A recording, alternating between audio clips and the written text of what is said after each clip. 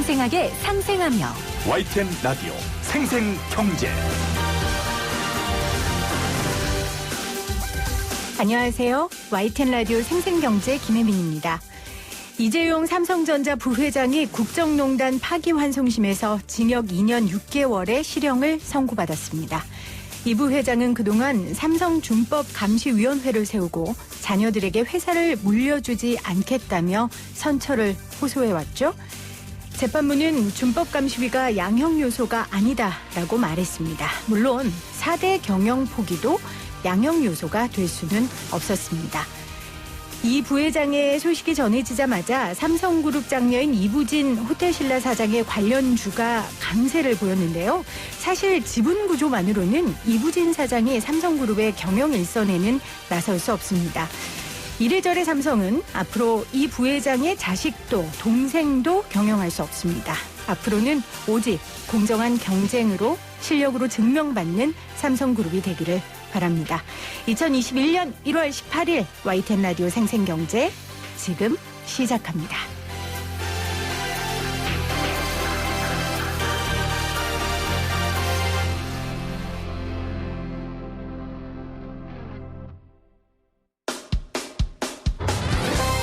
쉽다, 재미있다, 어라? 무슨 말인지 이해가 간다. YTN 라디오 생생경제. 오늘 가장 뜨거운 경제 뉴스를 제일 생생하게 전해드리는 시간입니다. 반도체와 함께 전망이 좋은 산업으로 꼽히는 게요, 바로 조선업입니다. 한국조선해양은 카타르 프로젝트에서 최대 10척을 수주할 예정이라며 올해 조선업은 호황일 것이다 라고 밝히기도 했었는데요. 관련 내용 대한조선학회 회장이신 인하공업전문대학 조선해양과 김현수 교수 연결해 자세한 내용 짚어볼게요. 교수님 안녕하세요. 네, 안녕하세요. 자, 네, 반갑습니다. 앞서서도 제가 이야기했지만 우리 조선업 참 잘했죠? 일단 지난해 우리 조선 업황 얼마나 잘했는지 성과를 좀 정리해 주시기를 바랍니다. 네, 성과를 언론에서 많이 보도가 됐지만요. 작년에 저희들이 물량 면에서 수주량이 한 819만 CDT 정도가 되었고요. 그래서 전체 마켓에서 한 42.6% 정도로 중국의 42.3%보다 약간 앞서 있는 이런 상황으로 되어 있고요. 네. 근데 이런 물량의 어떤 부분에 있어서 좀 우수한 부분이 뭐냐면 중국의 경우에는 내수라고 그래서 전체 마켓의 40.3% 중에 한 60%가 중국 자국에서 발표한 수주량인데 우리나라는 한 14% 정도가 자국에서 발표한 양이어서 전체적으로는 좀 굉장히 우수한 성과를 냈다 이렇게 판단할 수 있습니다.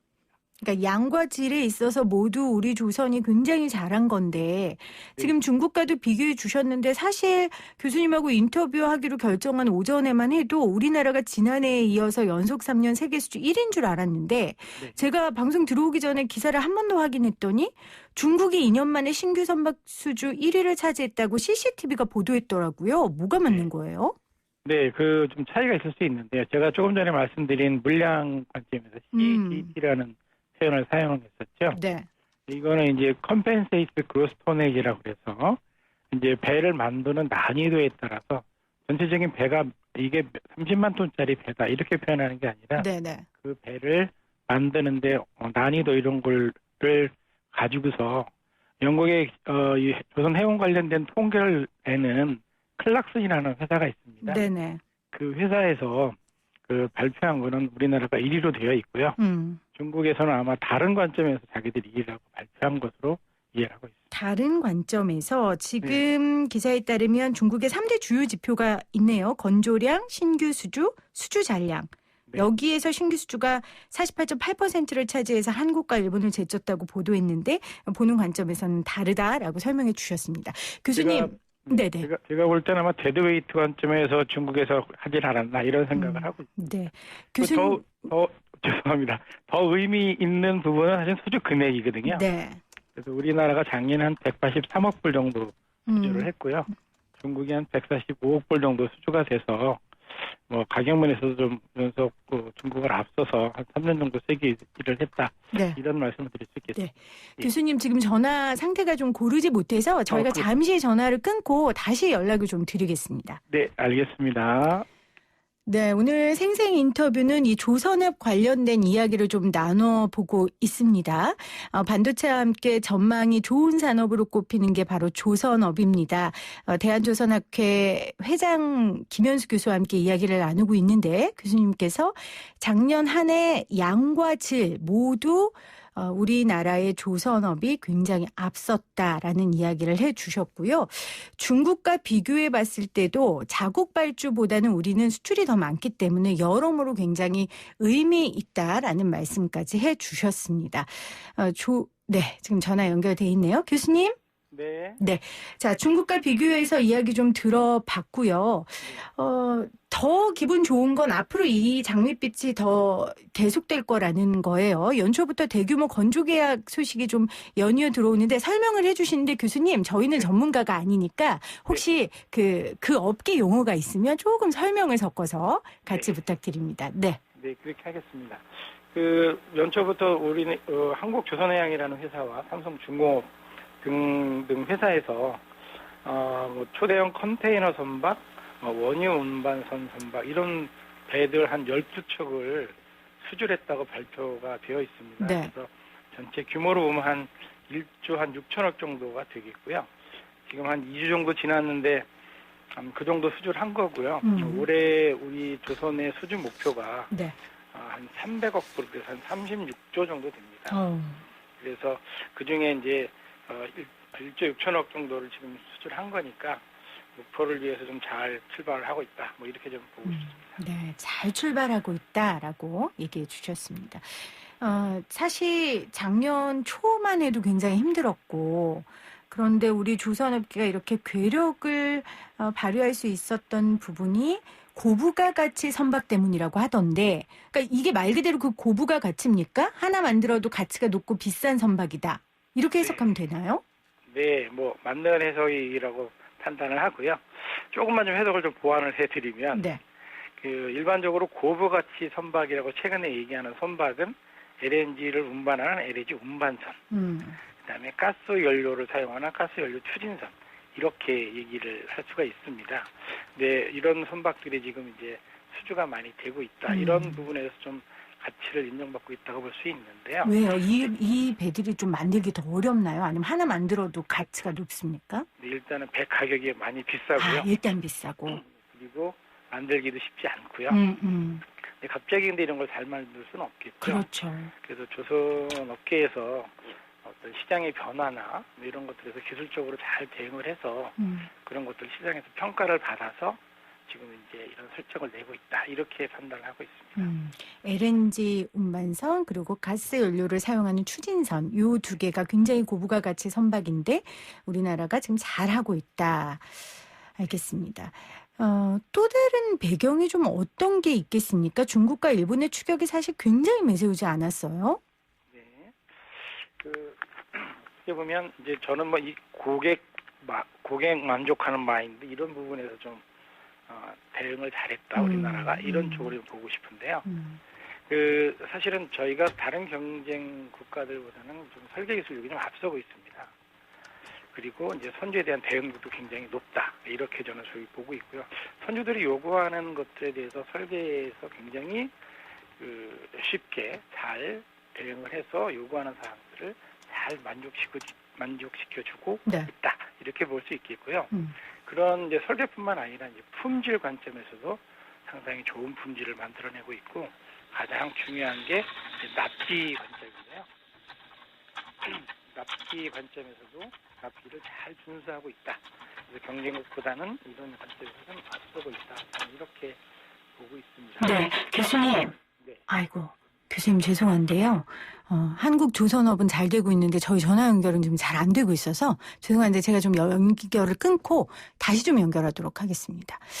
청취자 여러분들 다시 한번 제가 사과의 말씀을 드리겠습니다. 저희가 원래 모셔서 인터뷰를 좀 주로 진행하는데 코로나 상황 때문에 웬만하면 전화 연결로 요즘 하고 있거든요. 그러다 보니까 좀 이런 상황들이 있습니다. 이해를 해 주시고요. 지금 왜 우리 조선이 이렇게 앞장서고 있는지에 대한 이야기 나눴습니다. 설계 기술 좋고 납기일도 잘 지키고 품질도 좋고 심지어 고객님들을 아주 잘 모시는 서비스 정신까지 있다는 얘기까지 해주셨어요. 교수님? 여보세요? 교수님? 네, 잘 들리시나요? 이제 잘 들립니다. 네, 교수님. 자, 설계 기술 좋고 품질 좋고 납기일 잘 지키고 심지어 우리 고객님들까지 잘 모시는 서비스 정신까지 뛰어나다라는 얘기까지 해주셨어요. 네.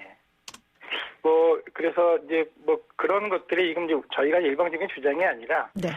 이제 그런 이제 품질 외국의 이제 중국이나 혹은 다른 경쟁 조선소들의 품질 사고나 그다음에 납기 지연 사례 이런 것들이 굉장히 다양하게 많이 언론에도 나오고 있는데 그런 부분에서는 좀 저희들이 선수들한테 인정을 받았다 이렇게. 그렇네요. 저희는 한 번도 그런 일이 없었거든요. 그래서 말씀드릴 수가 있겠습니다. 네, 자 지금 좋은 이야기만 우리가 하고 있는데 사실 조선 업황이 완전히 회복된 건 아니란 말이에요. 일단 2019년과 작년을 비교해도 글로벌 누적 발주량이 34%나 줄어든 상황이고 또 오늘 기사를 보니까 조선업 종사자도 사상 처음으로 10만 명대로 무너졌더라고요. 2021년 조선 업황은 어떻게 전망하십니까? 현실적으로요. 네, 올해 그 조선 업황 자체는 제 데이터가 아니라 이제 클락슨이라고 아까 말씀드린 회사에서 발표한 자료에 의하면 작년보다는 한 23.7% 정도 증가해서 올해 전체 발주량이 한 23% 증가할 것이다. 그래서 한 2,380만 CGT 정도가 될 것이다라고 발표를 했고요. 이제 이런 부분들이 이제 업황이 좀 좋아질 거다라는 이제 그런 신호로 저는 해석을 하고 있습니다. 작년까지는 사실은 코로나로 인해서 해운 업계도 좀 타격을 입었고요. 물동량 이러면서 굉장히 좀 어려운 부분이 좀 없지 않아 있었던 것으로 판단을 하고 있습니다. 네. 그뿐만 아니라 이제 그런 어떤 예측 기관들에서 발표하는 경기가 좋아질 것이라는 이런 것들뿐만 아니라 다른 데이터들로 보면 해운 운임이 굉장히 지금 상승을 하고 있습니다. 그래서 이제 여러 가지 이제 배들에 대한 수요나 혹은 시장에 더 조금 더 니드가 있을 거라는 판단을 좀 하고 있고요. 네. 가장 큰 이유는 사실은 지금 지구 온난화에 대한 배기가스 규제가 선박 분야에서 이제 본격적으로 시작이 되고 있지 않습니까? 네. 그래서 여기에 대한 어떤 선주들의 대비, 조선소들의 대비 이런 부분에서 새로운 시장이 조금씩 창출이 되고 있고 그런 거에 대해서 것들이 좀 본격화되지 않겠냐 하는 것들이 지금 제가 생각하고 있는 긍정적인 전망이 이제 조선 시장으로 말씀드릴 수 있겠습니다. 제가 잘 몰라서 그런데 그럼 두 가지인 것 같아요. 하나는 아까도 환경 이야기 하셨는데 온실가스 배출 규제에 대응하기 위해서 그러니까 기존의 배들은 이제 쓸 수가 없고 새로운 배에 대한 수요가 있다는 말씀이신가요? 아니면은 이제 그런 온실가스 배출 규제가 있기 때문에 이 배라는 조선업이 하나의 대안으로 나올 수 있다는 말씀이신가요? 네, 그 온실가스를 규제하는 것들로 인해서 이제 기존에 있던 배들이 운항을 못하는 이런 일들이 나오죠. 우리가 자동차 폐기해야 되는 것처럼 옛날 자동차. 네, 맞습니다. 그래서 이제 새로운 배를 만들어야 되는데 지금 이제 LNG라는 것이 이제 새로운 또 앞으로 명운한 것은 아니지만 어느 정도 앞으로 조선의 한 패러다임 정도를 끌고 갈 수 있는 친환경 연료로 지금 평가를 받고 있고요. 이제 소서 선박이나 다른 쪽으로도 물론 우리가 준비를 하고 있습니다만은 LNG가 계속 LNG 선박들이 새로운 시장을 창출해서 이런 것들이 조선소 자체의 시황이나 업황에 좀 긍정적으로 작용하고 있다 이렇게 판단하고 있습니다. 그러니까 우리가 조선업 하면 굉장히 오래된 제조업이라고 생각하는데 사실은 이런 새로운 환경 관련 패러다임과 함께 맞춰가는 굉장히 역동적으로 움직이는 산업이네요. 네, 맞습니다.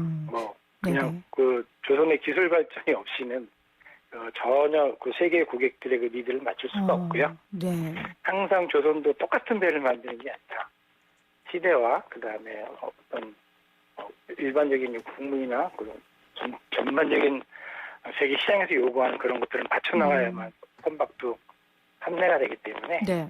그런 쪽으로 잘 대비하고 있다. 많은 노력을 하고 있다. 이렇게 보여주시면 감사하겠습니다. 그 한국조선해양 가사면 대표가 바이든 정부가 이 친환경 산업 투자를 할 테니 그렇다면 친환경 선박 수요가 늘어나고 그럼 이게 우리에게 굉장한 이점이 될 것이다 했는데 이게 맞는 말이네요. 교수님 말씀 들어보니까요. 네, 뭐 당연히 맞는 말이고요. 네. 거기에 한국조선이라는 말이 이제 가 사장님께서 언급을 하셨 부분들에 대해서는 미국이라는 나라는 사실은 존스 액트라는 이런 법이 있습니다. 그래서 자기네 나라에 운항하는 배는 자기네 나라에서 만들라는 이런 법을 만들어 놓고 있거든요. 네. 근데 그런 부분에 있어서는 근데 시장에 그걸 맞출 만큼 그렇게 빠르게 대응하지 못한다고 하는 것이 이제 제 개인적이지만 시장 일부 전문가들의 의견이고요. 네네. 그래서 한국한테는 거기에서 수요를 다 소화하지 못하면 한국한테도 기회가 오지 않을까 하는 이런 쪽으로 좀 긍정적으로 보시는 것으로 판단하고 있습니다. 아, 네, 알겠습니다. 자, 우리 조선업계 참 오래된 효자였는데 지금까지도 효자의 역할을 해주고 있고요. 말씀하신 대로 이 변해가는 상황 속에서 글로벌 경쟁력을 키우기 위해 그래도 1위지만 우리가 보완해야 될 점이 있다면 어떤 게 있을까요? 네, 뭐 여러 가지 다양한 부분에서 많은 노력들이 좀 있어야겠지만요.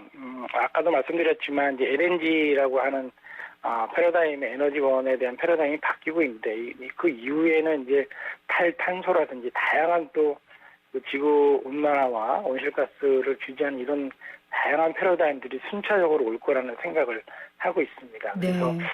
조선업계나 관련 학계 그다음에 정부에서도 뭐 수소나 암모니아 등등 앞으로의 바뀌는 에너지 패러다임을 잘 따라가는 R&D나 이런 것들이 좀 잘 돼야 되지 않을까 생각을 좀 하고요. 거기에 또 맞춰서 그런 패러다임이 바뀌면 거기에 들어가는 기자재나 이런 것들이 많이 바뀌거든요. 네. 그래서 그런 기자재를 잘 만들고 지속적으로 개발하고 하는 이런 것들이 잘 배치가 돼서 돌아간다라고 하면 앞으로 이제 바뀐 어떤 패러다임에서 조선 시장에서 한국이 상대적으로 세계 1위를 계속 유지할 수 있는 그런 기회가 있을 거라고 생각을 하고 있습니다. 네. 제가 창원, 거제 이쪽을 좀 자주 가는 편인데 가면은 네. 사실 공장들이 멈춰 있고 이런 것도 보면서 참 마음 아팠거든요. 네. 네. 이제 정말 규모가 큰 업종이니까 또 고용 창출도 되지 않겠습니까? 이런 네. 이 조선업에 좀 기대를 더 해보도록 하겠습니다. 교수님 오늘 고맙습니다. 네, 감사합니다. 지금까지 대한조선학회 김현수 회장이었습니다.